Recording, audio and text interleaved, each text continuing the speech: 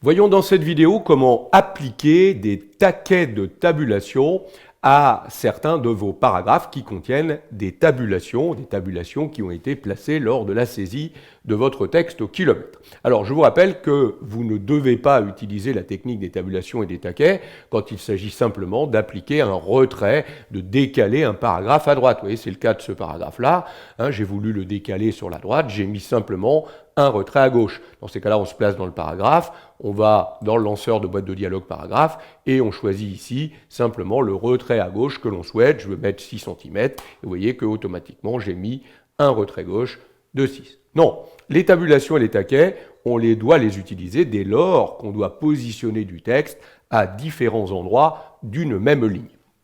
Tout repose au départ sur la bonne saisie du texte. Regardez mon premier exemple ici, j'ai tapé objet, formation vidéo Word, et là j'ai voulu mettre plus loin à droite l'île avec la date du jour. Donc déjà, dans la saisie, ce qui est très important, c'est qu'après Word, regardez, je le vois grâce à la petite flèche ici, j'ai appuyé une fois et une seule sur la touche de tabulation de mon clavier.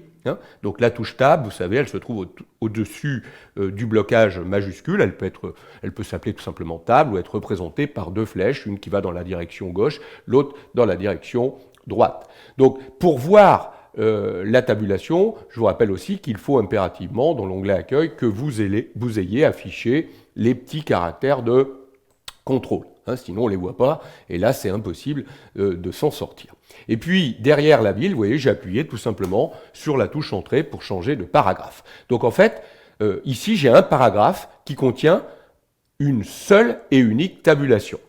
Alors, dès lors qu'on a mis une tabulation, il va falloir lui appliquer un taquet de tabulation. En fait, le taquet de tabulation est une marque de positionnement qui permet d'aligner le texte qui suit la tabulation. Du coup, ici, on a une seule tabulation dans ce paragraphe. On va donc devoir mettre qu'un seul et unique taquet de tabulation qui permettra d'indiquer où on aligne l'île. Alors, pour appliquer le taquet, on clique dans le paragraphe. Il suffit d'être à l'intérieur. Vous pouvez le sélectionner, mais un simple clic à l'intérieur du paragraphe suffit. N'importe où, je me mets dans le paragraphe.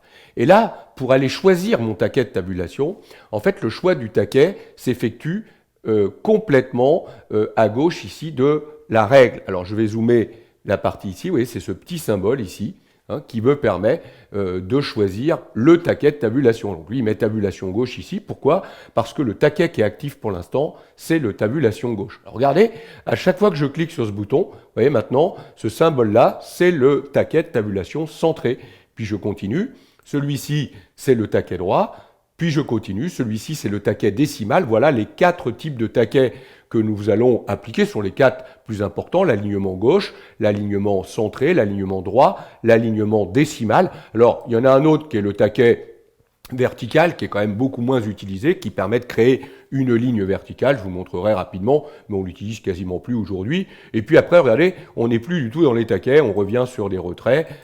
Et à un moment donné, on boucle et on revient sur le taquet gauche. Donc, si vous voulez appliquer le taquet gauche, vous ne faites rien, vous le laissez, puisque là, vous voyez que par défaut, c'est le taquet gauche qui est actif, puisque c'est celui qu'on utilise le plus souvent. Donc, ça ne sert à rien d'aller cliquer là-haut si vous voulez appliquer le taquet gauche. Dans ces cas-là, il est déjà choisi, donc pas de problème, on n'a pas besoin d'aller cliquer dessus. Donc, on est dans le paragraphe. Pour l'instant, le taquet qui est actif là-haut, c'est le taquet gauche. Et bien, regardez, on va juste se placer dans la règle sur la graduation où on veut mettre le taquet. Alors, il faut être vraiment sur la graduation. Donc moi j'ai envie que l'île soit alignée à 9, je viens cliquer sur le 9. Alors il ne faut pas être ni trop haut ni trop bas, bien sur le 9. Vous voyez, et là regardez, immédiatement, l'île vient s'aligner par rapport au taquet. Comment voit-on qu'on a mis un taquet? Regardez maintenant sur la règle là-haut, vous voyez bien que le taquet gauche apparaît à 9. Taquet gauche, vous avez compris ce que ça veut dire. Ça veut dire qu'il a aligné le premier caractère, le caractère de gauche, sur le taquet.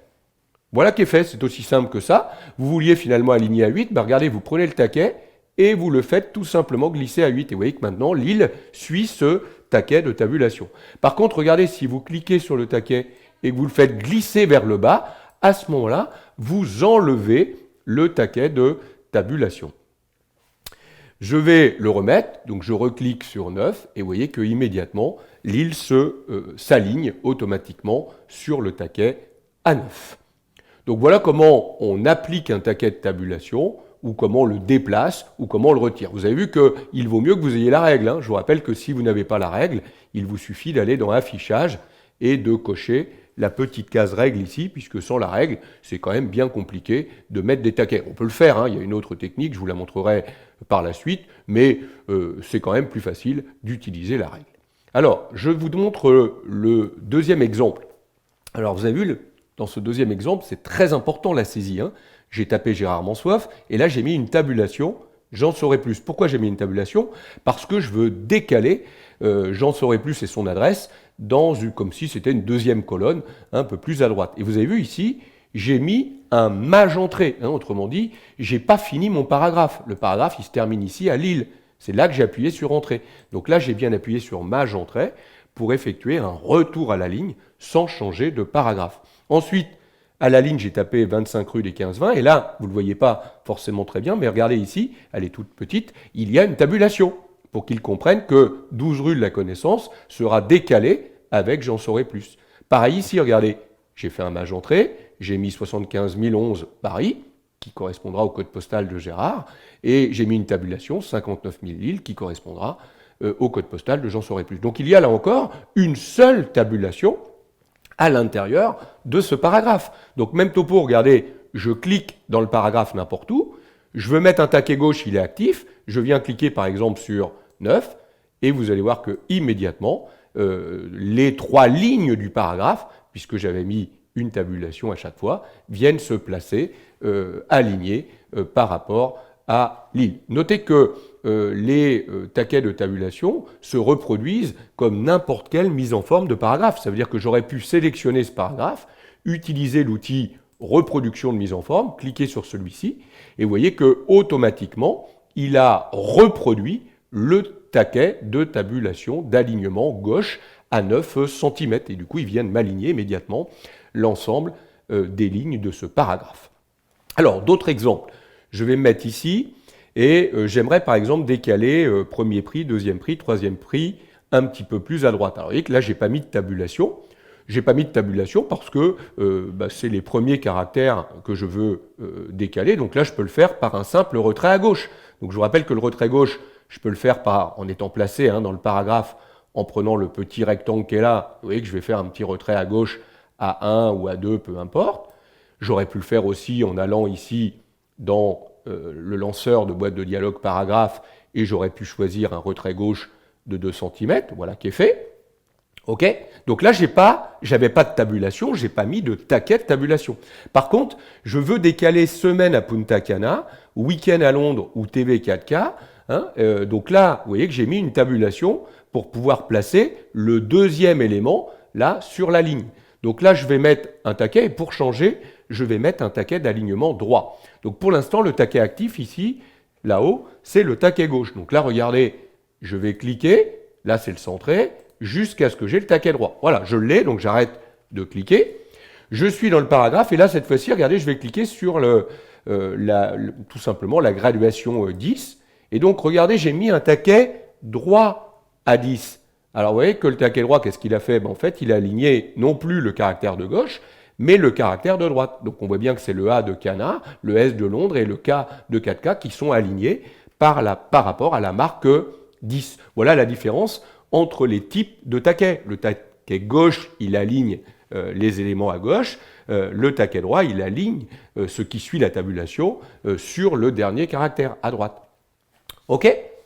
Alors, autre exemple, je vais venir ici sur le paragraphe d'en dessous, et là, regardez, je veux créer comme si j'avais 3 colonnes. Une première colonne qui contiendrait mes questions, et une seconde colonne avec les oui et les non et les petites cases. Donc, regardez là encore l'importance. Comme le oui devait être en deuxième colonne et le non en troisième colonne, j'ai mis une tabulation devant le oui, une tabulation devant le non.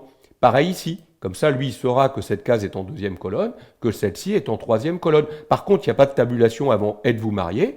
Ça restera aligné à gauche.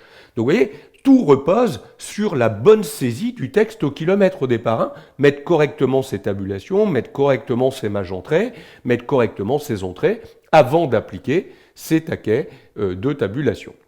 Je vous fais remarquer que les petites cases qui sont ici, pour les faire apparaître, je suis allé dans Insertion, j'ai utilisé Symbole, et là, dans Symbole, vous avez la possibilité d'appliquer des symboles qui vous sont proposés ici, ou aller dans Autres symboles, et notamment, il y a une police qui est très connue pour les symboles, qui est la police Wingdings.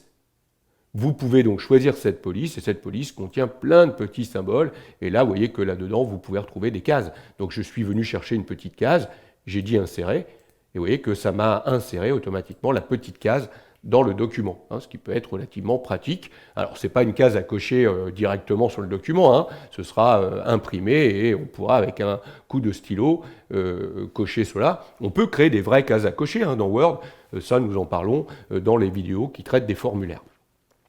Donc là, j'ai tapé mon texte, donc là, je vais mettre 2 taquets centrés. Les taquets centrés vont me permettre d'aligner au centre de la marque, et plus à gauche ou à droite. Donc là, je me positionne dans le paragraphe. Je vais d'abord choisir là-haut le taquet centré. Donc je clique jusqu'à ce que j'ai le taquet centré. Maintenant que j'ai le taquet centré, regardez, je vais dans un premier temps sur ce paragraphe mettre par exemple une marque à 6. Donc je clique sur le 6. Et vous voyez qu'automatiquement, tout ce qui était après la première tabulation est venu se mettre à 6. Et vous voyez qu'il a centré les éléments. Donc on est sur le U de oui, et les cases sont centrées par rapport à ça. Et puis l'autre colonne des noms, je vais la mettre par exemple à 8.